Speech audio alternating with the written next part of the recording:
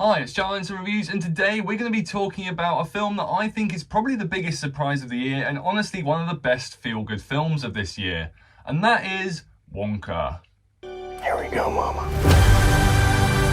Mark my words, this is gonna be the greatest chocolate shop the world has ever seen.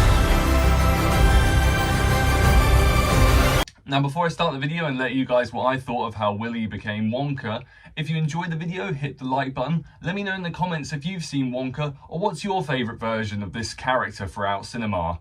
And as always, if you're feeling extra generous, hit the subscribe button. Now, without further ado, let's dive into a world of pure imagination and talk about Wonka. Now, as I've mentioned in previous videos, I also write for a film review page called Film Focus Online. I put the link in the description for anyone that's interested, and you should check it out because there's some great features on there. And I was lucky enough to actually be invited to an early event for this film. It was an early screening of the trailer around a week or two before it actually was released to the public. Warner Brothers hosted an event where there was different candies and different props from the film.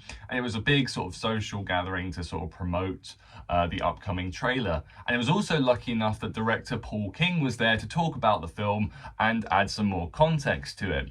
Now, obviously, even at this event, I was still slightly skeptical about the premise of this going in, with the whole current blockbuster market saturated with reboots, sequels, and prequels like this one. But when director Paul King came up on the stage and basically told us all about the passion he had with the project, the cast of characters involved, and obviously his work on Paddington, both 1 and 2, has been critically acclaimed. And when the trailer showed, I honestly thought this could potentially be a good fun time, and thankfully it was.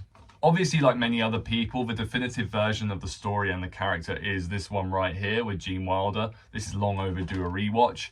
And obviously my generation, sort of who are in their mid-20s now, most likely grew up with this version, which also I haven't seen in ages. So to have a new Willy Wonka brought in for a new generation did kind of make sense, as it's been coming up over, it's nearly 20 years, oh my God, since the Tim Burton one. So it was inevitable at some point. The origin story of Roald Dahl's iconic eccentric character. With dreams of opening a shop in a city renowned for its chocolate, Wonka follows a young and poor Willy Wonka, played by Timothée Chalamet, as he discovers that the industry is run by a cartel of greedy chocolatiers, played by Patterson Joseph, Matt Lucas and Matthew Bainton.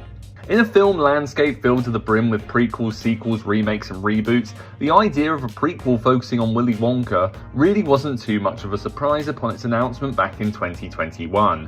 And it understandably rose eyebrows and turned heads when it was confirmed as a companion piece to Gene Wilder's classic 1971 film Willy Wonka and the Chocolate Factory, which is long overdue a rewatch. However, after that gloriously fun and first trailer dropped earlier this year, I admittedly was intrigued by this, yet also a tad skeptical due to its entire premise.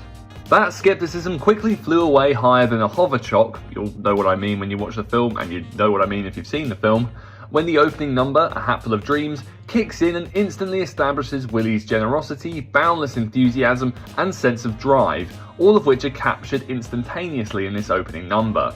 After swiftly losing his silver sovereigns, he finds himself wrapped up in an adventure of which he must escape the greedy and unfair regime of Scrubbett's laundrette, avoid the pursuing police and the deadly chocolate cartel, all the while following his chocolate-making dreams and fulfilling a promise to his mother. It's whimsical, breezily paced, and a simultaneously comedic and heartfelt joy from start to finish that never feels overstuffed despite its myriad of plot strings. There are a couple of elements I feel could have been focused on a tad more to enhance their emotional impact, most notably Noodle's family backstory, and as sweet as they are, I do feel the moments focusing on Willy and his mother could have been a little more prevalent. A musical thrives or dives depending on the quality of the tunes, choreography and their effectiveness within the story. Wonka succeeds by embracing a throwback golden age bombast to its songs, with superb choreography and catchy witty lyricism. A Hatful of Dreams, which I already mentioned, is a fantastic opener. Scrubs chanting militaristic hooks. Sweet Tooth, quite possibly the highlight, showcases the goofy villainous nature of Slughorn, Prodnose and Ficklegruber, as well as the gluttonous bumbling of the Chief of Police. A World of Your Own is an anthemic crowd pleaser, and lastly the reworking of Pure Imagination is fittingly sincere.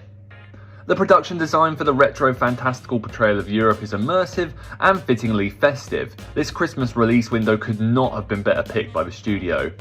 A few of the CGI implementations are a little wonky, pun intended, but for the most part the bombastic inventions, myriad of sugary shenanigans, and gloriously bonkers feel-good vibrancy are plastered head to toe in eye-popping boldness. Of course, Timothée Chalamet has a lot to live up to when it comes to portraying the titular character. Gene Wilder's portrayal is arguably perfect to many, and even Johnny Depp's gonzo creepier edge is certainly nostalgic for my generation who grew up with it.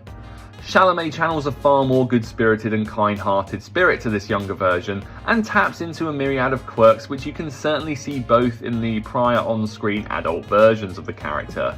He also does not do a bad job at all in the singing department. His friendship with the quick-witted and intelligent Noodle is very charming, and Kalar Lane also delivers a strong vocal performance in her ballad-centric songs. Passon Joseph is an absolute riot as the hysterically sinister Slugworth, accompanied by the snooty and snide Matt Lucas and Matthew Bainton.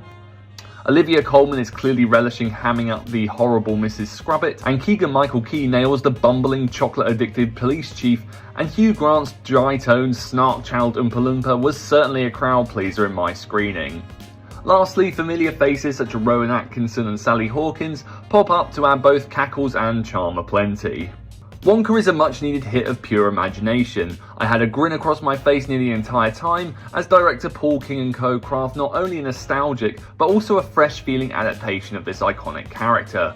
The songs and dances are an upbeat joy to behold, the film zips by, and the bouncy nature of the plot and set pieces keep it rollicking along and make the slightly underdeveloped emotional beats more forgivable. Overall, it's just wonderful stuff.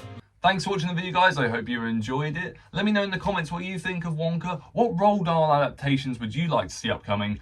And again, if you're feeling extra generous, please hit that subscribe button. This is probably going to be the last video for this year now, and I hope you have a great new year. It's been really cool hopping back into YouTube again and sort of doing regular videos. I seem to have found myself in quite a nice routine with it at the moment, and long may it continue next year. And as again, thanks for watching the video, and I'll see you in the new year. Cheers.